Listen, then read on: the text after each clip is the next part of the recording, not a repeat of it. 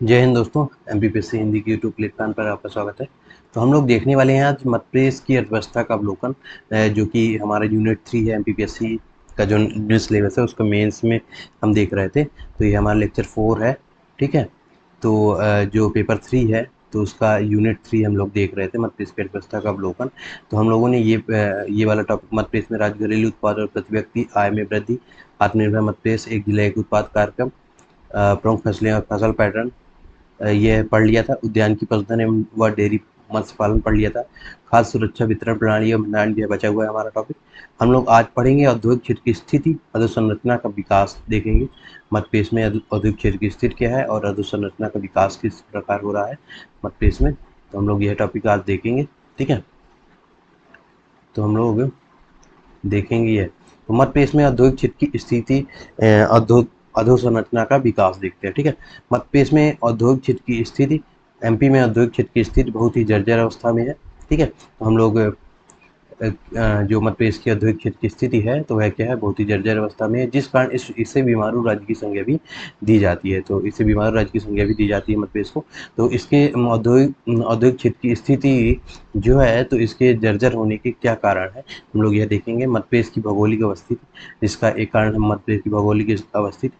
MP एक भू अवस्थित राज्य तथा समुद्र तट तक बहुत सुनिश्चित नहीं है, इसलिए यह मध्य प्रदेश की भौगोलिक अवस्थिति इसकी कैसी है, भू अवस्थित प्रकार की है, इसलिए यह क्या है, मध्य प्रदेश ये औद्योगिक क्षेत्र में पिछड़ा हुआ है, ठीक है। मध्य प्रदेश का भौगोलिक उच्चावच जो है, तो क्या है, उच्चावच के कारण इसके क्या है, औद्योगिक क्षेत्र में पिछड़ापन है, जिसमें पर्वत एवं वनों की बहुलता है, जिस कारण आधारभूत अवसंरचना के विकास में बाधा उत्पन्न होती है, ठीक है। तो पर्वतों एवं वनों की बहुलता होने के कारण, जिस कारण आधारभूत अवसंरचना के विकास में इसमें बाधा उत्पन्न होती है, ठीक है। तो इसलिए वे है क्या है, विकास में बाधा उत्पन्न होती है। कुशल मानव संसाधन का अभाव है इसमें, पूंजी व निवेश का अभाव है, ठीक है। तो इसके कारण क्या है, कुशल मानव संसाधन का अभाव, पूंजी व निवेश का अभाव, ठीक है। विशाल उद्योगों की स्थापना का अभाव, राजनीतिक इच्छा शक्ति का अभाव, लाल फीताशाही एवं प्रशासनिक शिथिलता का अभाव है, आधारभूत अवसंरचना विकास का अभाव है। तो यह इसके कारण है, जिसके कारण यह औद्योगिक क्षेत्र में पिछड़ा हुआ है, ठीक है।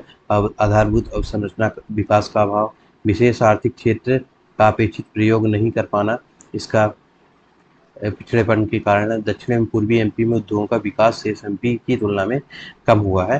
तो इसलिए भी यह दक्षिण एवं पूर्वी एमपी में उद्योगों का विकास शेष एमपी की तुलना में कम हुआ है, इसलिए भी इसमें पिछड़ेपन है। दक्षिण और पूर्वी एमपी में उद्योगों का विकास क्या है, कम हुआ है, तो इसलिए इसमें औद्योगिक क्षेत्र में यह पिछड़ा हुआ दक्षिण एवं पूर्वी एमपी, यहाँ पे उद्योग बहुत ही कम स्थापित हुए हैं, ठीक है। दक्षिण मतलब मंडला डिडोरी साइड का क्षेत्र, और पूर्वी एमपी इधर बघेलखंड का पठार इधर साइड, ठीक है। समाधान, इसके समाधान क्या है, मानव संसाधन का विकास करना, जिसके अंतर्गत शिक्षा व कौशल विकास को बढ़ावा देना, इसका समाधान है। जिसके कारण क्या होगा, औद्योगिक क्षेत्र की स्थिति में को बढ़ावा मिलेगा।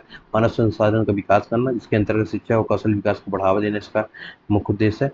आधारभूत अवसंरचना का विकास करना, ठीक है, आधारभूत अवसंरचना का विकास करना, व्यापार सुगम नीति का निर्माण करना, निवेशकों को प्रोत्साहन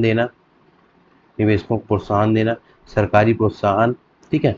सिंगल विंडो कार्यक्रम, जैसे क्या किया जाता है, सिंगल विंडो कार्यक्रम को अपनाया जाए, क्योंकि सिंगल विंडो सिस्टम से क्या होगा, जैसे सरकार में किसी भी कार्य को कराने के लिए कई जगहों पे क्या किया जाता है, कागज का मतलब डॉक्यूमेंट वेरिफिकेशन कराए जाते हैं।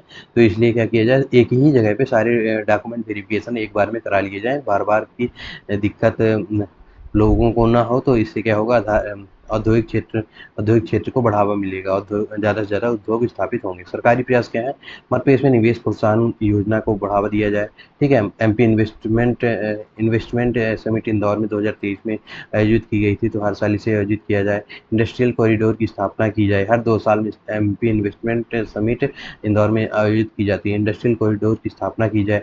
एमपी में कितने औद्योगिक क्षेत्र हैं, इंडस्ट्रियल कॉरिडोर है, तो 3 औद्योगिक कॉरिडोर है जो है भोपाल से इंदौर है, भोपाल से बीना है, और तीसरा है जबलपुर कटनी औद्योगिक क्षेत्र। ठीक है, कटनी सिंगरौली औद्योगिक क्षेत्र। भारत में 6 इंडस्ट्रियल कॉरिडोर हैं। इसमें एक जानकारी दे दी गई है कि 6 भारत में इंडस्ट्रियल कॉरिडोर।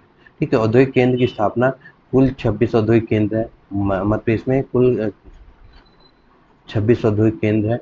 एमपी उद्योग संवर्धन नीति 2014 में प्रारंभ की गई थी। यह क्या है, सरकारी प्रयास है मध्य प्रदेश सरकार द्वारा जो किए जा रहे हैं। ठीक है, संवर्धन नीति 2014 में थी। सिंगल विंडो क्लियरेंस की स्थापना की गई है मध्य प्रदेश में सरकार द्वारा। औद्योगिक क्लस्टर का निर्माण एमपी में 5 औद्योगिक क्लस्टर है। ठीक है, औद्योगिक क्लस्टर का निर्माण किया गया है जिसमें से 5 एमपी में औद्योगिक क्लस्टर है। लैंड बैंक का निर्माण किया जाए। लैंड बैंक मतलब एक उद्योग क्षेत्र के लिए एक भूमि आवंटित की जाए या फिर सुरक्षित की जाए जिसमें उद्योगों के लिए स्थापित करने की व्यवस्था की जाए सरकार के द्वारा। ठीक है, उद्यमियों का के लिए ई रजिस्ट्रेशन प्रणाली की शुरुआत करना। ठीक है, ई रजिस्ट्रेशन मतलब ऑनलाइन रजिस्ट्रेशन कराया जा सके उद्यमियों के द्वारा, वहाँ जाके न किया ऑफिस में, जैसे सरकारी ऑफिस में जाकर के बार बार वही चक्कर न लगाया जाए। सिंगल विंडो कार्यक्रम चलाया जाए। मध्य प्रदेश औद्योगिक केंद्र विकास निगम MPIDC 1965 भोपाल में स्थापित की गई है। ठीक है, मध्य प्रदेश लघु उद्योग विकास निगम 1961 की स्थापना की है। लघु उद्योग विकास निगम की स्थापना की है। MP राज्य योजना आयोग की स्थापना की गई है। 24 अक्टूबर 1972 में इसकी स्थापना की गई। MP राज्य योजना आयोग की स्थापना प्रोजेक्ट समय पर पूरा हो सके इसके लिए इन्वेस्टर फैसिलिटेशन एवं अप्रूवल मॉनिटरिंग सिस्टम प्रारंभ किया गया है। मध्य प्रदेश राजनीति आयोग की स्थापना कर दी गई है। ठीक है, इसको आप लोग बताएंगे कब इसका प्रारंभ किया गया है, मध्य प्रदेश राजनीति आयोग। ठीक है, मध्य प्रदेश अधोसंरचना का विकास देखते हैं जो कि 2000 मैं बता देता हूँ 2023 में किया गया है। तो इसको आप लोग बताएंगे कब किया गया, मतलब 2023 में। मध्य प्रदेश अधोसंरचना के विकास। अधोसंरचना ऐसी सुविधाएं व सेवाएं हैं जो अन्य क्षेत्रों के संचालन में सहायक होती हैं। तो मध्य प्रदेश में अधोसंरचना का विकास देखते हैं। ऐसी सुविधाएं, क्रियाएं व सेवाएं जो अन्य क्षेत्रों के संचालन में सहायक होती हैं उन्हें आधारभूत संरचना या अधोसंरचना कहा जाता है। ठीक है, विश्व बैंक रिपोर्ट के अनुसार आधारभूत अवसंरचना में निवेश GDP से संबंधित होता है।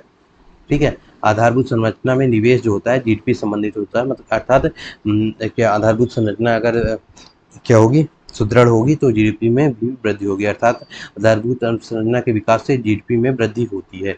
यह आप लोग देख सकते हैं। आधारभूत अवसंरचना के विकास के लिए गठित राकेश मोहन समिति ने आधारभूत अवसंरचना के लिए कई आयाम सुझाए हैं, मतलब कई आयाम बताए। राकेश मोहन समिति आधारभूत संरचना के लिए गठित की गई थी, तो इसे का फैक्ट बन सकता है। ठीक है, जल वितरण, तो इसमें ISD मतलब इंडस्ट्रियल सब्सक्राइबर डायलिंग जो है, तो उद्योगों के विकास के लिए यह बनाया गया है। तो किस प्रकार से किस प्रकार से क्या उद्योगों का विकास किया जाता है। जल वितरण मतलब जल के द्वारा उद्योगों जल से जो परिवहन होता है उससे उद्योगों का विकास होता है। गैस से विद्युत, दूरसंचार, आंतरिक जलमार्ग, शहरी अवसंरचना, रेलवे, बंदरगाह, हवाई अड्डा आदि के विकास से क्या होगा, उद्योगों का विकास होगा। ठीक है, अवसंरचना विकास के महत्व या लाभ देखते हैं। अधोसंरचना या अवसंरचना एक ही है, तो महत्व के लाभ क्या है, महत्व या लाभ क्या है अवसंरचना के विकास से। ठीक है, अर्थव्यवस्था में तीव्र विकास हेतु होता है, विकास होगा, कृषि का विकास होगा, उद्योगों का विकास होगा, निवेश आकर्षित करने में क्या है कि उद्यमी जो होंगे, अगर अधोसंरचना का विकास सुदृढ़ होगा, अधोसंरचना सुदृढ़ होगी तो वहाँ पे आने जाने की परिवहन की सुविधा अच्छी होगी, तो निवेश भी आकर्षित होता है। वहाँ पे ज़्यादा से ज़्यादा लोग ज़्यादा से ज़्यादा पैसे निवेश करते हैं। ठीक है, उत्पादन क्षमता में वृद्धि एवं उत्पादित वस्तुओं की गुणवत्ता में सुधार होगा। उत्पादन क्षमता में भी वृद्धि होगी। ठीक है, वहाँ पे संरचना, तो वहाँ पे सही समय पे सही क्या उत्पादन क्षमता में वृद्धि होगी। सही समय पे सही सामान जो भी मशीनरी तकनीकी की व्यवस्था होगी, आवश्यकता होगी, या फिर मानव संसाधन की आवश्यकता होगी, तो क्या होगा, उत्पादन क्षमता में भी वृद्धि होगी, उत्पादित वस्तुओं की गुणवत्ता में भी सुधार होगी। क्योंकि गुणवत्ता में सुधार के लिए जो भी रासायनिक या भी कोई भी वस्तु का यूज किया जाएगा तो उस उत्पादित वस्तुओं में गुणवत्ता में सुधार होगा। ठीक है, समय पे पहुंच पाएगा। तो पिछड़े क्षेत्रों का विकास तथा क्षेत्रीय असंतुलन में कमी आती है। अधोसंरचना के विकास में पिछड़े क्षेत्रों में निवेश आकर्षित होता है और क्षेत्रीय असंतुलन मतलब कहीं पे ज़्यादा विकास हुआ है, उद्योगों का ज़्यादा विकास हुआ है और कहीं पे उद्योगों का विकास कम हुआ है। जैसे पूर्वी मध्य प्रदेश और दक्षिण पूर्वी मध्य प्रदेश में उद्योगों का विकास कम हुआ है, तो इससे क्षेत्रीय संतुलन होता है, तो पिछड़े क्षेत्रों का विकास होगा। तो कैसे होगा विकास? अधोसंरचना के विकास से। मानव संसाधन के विकास में सहायक होता है। यह क्या होता है? अधोसंरचना का क्या अधोसंरचना से क्या होता है? मानव संसाधन के विकास में भी यह सहायक होगा, जैसे शिक्षा, स्वास्थ्य और कौशल विकास का लोग शिक्षा के लिए पहुंच पाएंगे समय पे, शिक्षा के लिए पहुंच पाएंगे, स्वास्थ्य के लिए समय पर स्वास्थ्य उनका स्वस्थ रहेंगे, ठीक है। कौशल विकास होगा, वो कौशल विकास के लिए वहाँ पे जा पाएंगे और उनका कौशल विकास हो पाएगा इंडस्ट्री कॉरिडोर में, ठीक है, जहाँ पे इंडस्ट्री स्थापित होगी। पिछड़ेपन के कारण निवेश का अभाव है, और अधोसंरचना पिछड़ेपन के कारण है। ये क्या है? अधोसंरचना के पिछड़ेपन के कारण।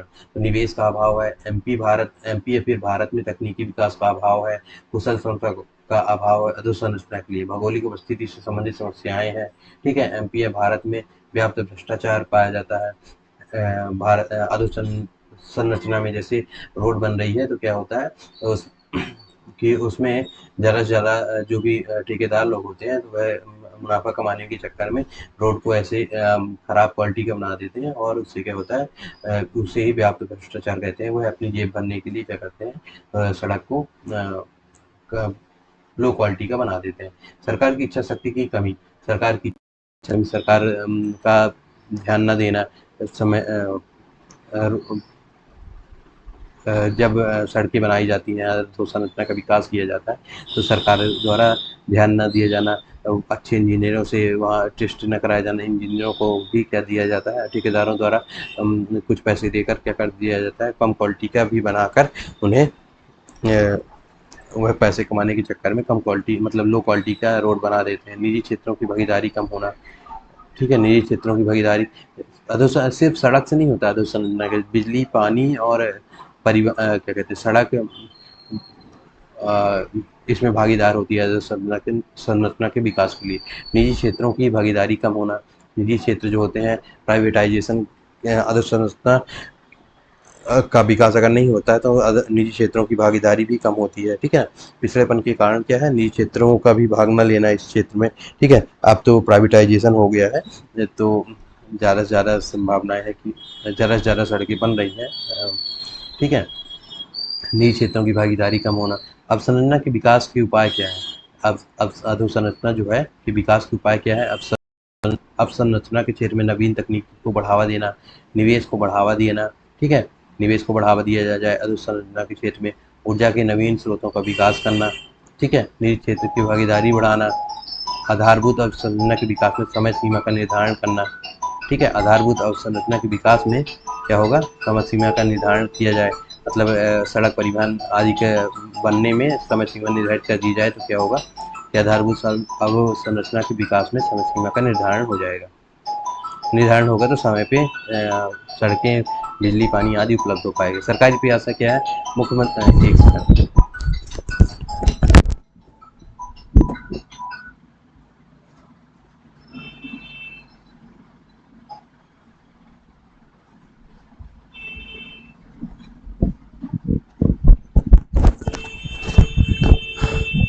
तो सरकारी प्रयास क्या हैं? अवसंरचना के विकास के लिए सरकारी प्रयास क्या किए जा सकते हैं? मुख्यमंत्री ग्राम प्रयास क्या किए जा रहे हैं? मुख्यमंत्री ग्राम सड़क योजना 2010 का क्रियान्वयन किया जा रहा है, बनाई जा रही है मुख्यमंत्री ग्राम सड़क योजना। कौशल्या योजना महिलाओं हेतु 2017-18 में क्या की जा रही है? चलाई जा रही है, ठीक है ना, जिससे महिलाओं हेतु कौशल्या योजना चलाई जा रही है, अधोसंरचना का विकास हो रहा है। स्मार्ट सिटी मिशन 25 जून 2015 को प्रारंभ किया गया। औद्योगिक गलियारों का निर्माण किया गया है, भोपाल से इंदौर, भोपाल से बीना, जबलपुर, कटनी, सिंगरौली औद्योगिक गलियारों का निर्माण किया गया है। प्रधानमंत्री ग्राम सड़क योजना 2000 स्थापित की गई है। अमृत योजना, हर घर पानी सुनिश्चित करना, अमृत योजना के तहत 2015 के तहत यह प्रारंभ किया गया है, सरकारी प्रयास किए जा रहे हैं। स्वच्छ भारत अभियान 2014 में प्रारंभ किया गया है। स्वच्छ भारत अभियान 2.0 21 अक्टूबर 2021 को प्रारंभ किया गया है, ठीक है। आधारभूत अवसंरचना विकास के लिए भारत सरकार की योजनाएं कौन कौन सी चलाई जा रही हैं, यह देख लेते हैं। सरकार द्वारा इंडस्ट्रियल इंफ्रास्ट्रक्चर फंड का निर्माण किया गया है, औद्योगिक गलियारों का निर्माण किया गया है। भारत में 6 दिल्ली, मुंबई, ठीक है, औद्योगिक गलियारों का निर्माण किया गया है। यह क्या है के लिए भारत सरकार के प्रयास है, तो आप लोग यह भी देख लीजिए। ठीक है, स्वर्णिम चतुर्भुज योजना का प्रारंभ किया गया 1995 दिल्ली, मुंबई, कोलकाता, चेन्नई। स्वर्णिम चतुर्भुज योजना का प्रारंभ किया गया है। पूर्व पश्चिम एवं उत्तर दक्षिण गलियारे का प्रारंभ किया गया है। ठीक है, प्रधानमंत्री ग्राम सड़क योजना 2000 में प्रारंभ की गई है। आंतरिक जलमार्गों का विकास किया जा रहा है। वायु सेवा विकास हेतु उड़ान योजना का प्रारंभ किया गया है। सरकारी योजनाएं, शहरों में सरकारी योजनाएं कौन कौन चलाई जा रही है? अमृत योजना चलाई जा रही है, JNURM, हृदय योजना, स्मार्ट सिटी मिशन योजना, प्रधानमंत्री शहरी आवास योजना, स्वच्छ भारत अभियान योजना प्रारंभ की गई है। ग्रामीण में क्या कौन सी? भारत निर्माण 2005 प्रारंभ की गई है। आधारभूत संरचना निर्माण के लिए प्रधानमंत्री ग्राम सड़क योजना 2000 में प्रारंभ की गई है। प्रधानमंत्री आवास योजना 2015 में प्रारंभ की गई है। तो इसमें कुछ समझाने लायक नहीं है। तो क्या है, ये योजनाएं हैं तो इनको आप लोगों को याद भी करना पड़ेगा।